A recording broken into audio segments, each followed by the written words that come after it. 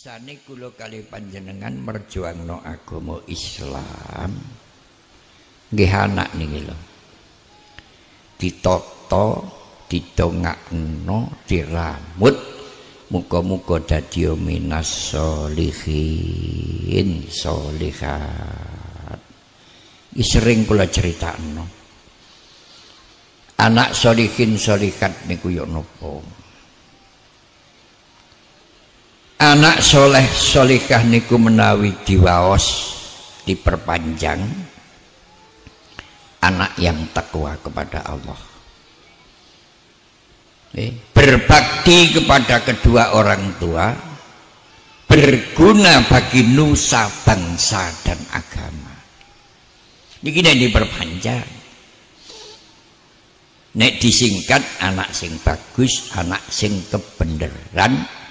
Jaringgan kula gampangane anak sing tayoh. Krikenten bahasa tayoh nggih. Pilih pundi duwe anak tayoh ambek gak tayoh. Lho niki ayo dipilih to ngoten. Nggih. Anak akeh gak tayoh kabeh. Anak situk gak tayoh pisan nilainya. Ya apa carane isane duwe anak sing tayoh? Jauh, zaman makin maju. Kemajuan zaman niki nggawa dampak akan maju segala-galanya. Hati-hati. Dadi wong tua ayo mandang jauh ke depan. Nguwasno nasibe anak putu. Siji anak supaya gak ketinggalan kemajuan zaman. Kudu siji anak niki dadi anak sing pinter.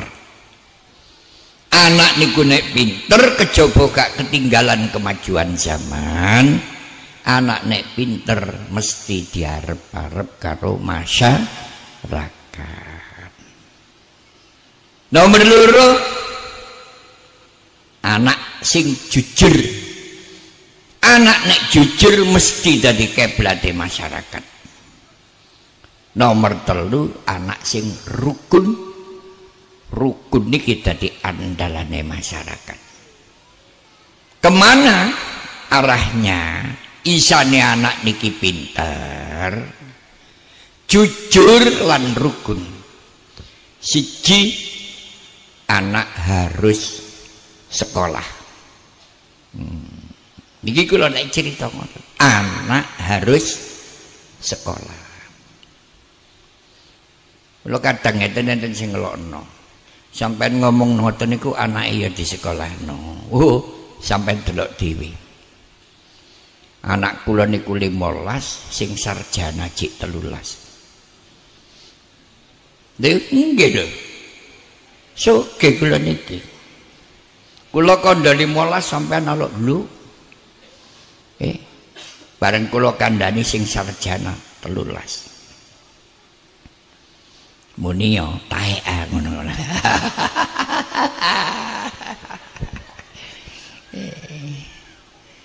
Sampeyan gak melok dadi petugas sensus Jakarta. Jadi iki sing kula angen-angen. Anak dadi arek sing pinter. Nek pinter iku gak ketinggalan kemajuan zaman. Tur anak niki diarep-arep karo masyarakat. Dalane anak harus sekolah. Nomor loro supaya dadi anak sing jujur, anak niki harus ngaji. Nek kepengin dia anak jujur, kongkon ngaji. Mergo arek nek jujur dadi keblate masyarakat. Nomor telu, anak supaya dadi wong sing rukun, didikane niku harus sembahyang. Sembahyang secara tidak langsung, sembahyang adalah didikan rukun, didikan disiplin. Lah sakniki nek kepingin duwe anak jujur Mojokerto luar biasa. Pondok niku pun sak pirang-pirang. Wis gak angel-angel. Titip nunggu pondok endi? Nek kula sih mboten bangun pondok. Titip nunggu pondok endi Mojokerto.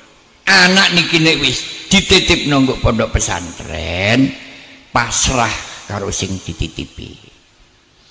Sing kula maksud arek niki nek dideleh pondok, kejaba diwuruk ilmu pengetahuan yang ada di dalam pondok, sing paling penting niku dongane kiai. Lah nek pondok niku jen-jenane kitab kuning. Mulane jare Gus Ipul, tahu kuning, tahu Kediri, kitab kuning, kitab santri.